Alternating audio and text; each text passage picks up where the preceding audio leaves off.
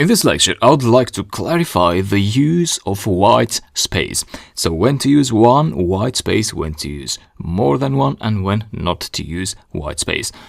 And to explain that to you, I've got a script here with 3 parts. Each of the parts will do the same thing.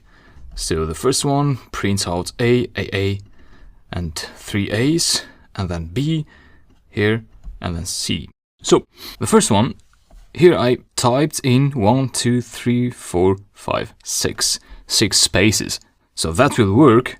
As you can see here, you get the output correctly, but it's not a good practice. Even though that will work, it's not a good practice because the code is not very readable. So that's a problem with this first block. And here in the second block, I fixed that, so the space here is just right. Basically, you want to separate things with spaces. When it comes to operators such as the comparison operators or plus or minus or multiplication, the code will work even if you don't have any spaces like that. However, to make the code more readable, it's better to have some spaces between operators as well. So the space between if and a number is a must. If you have that, the code will not work. You'll get an invalid syntax. However, no space between operators is fine. So that's the problem in this block here, that you have this expression without spaces. In some particular cases, like sometimes I don't use spaces in the videos because I want to show you the text in a greater font, so I have to sacrifice with less spaces so that I can fit more text in the screen. So unless you have a good reason to do so, please use spaces, 1 space. And then here, that is fine. So 1 space here, 1 here, and 1 there. And then after the colon, so this is what you should know.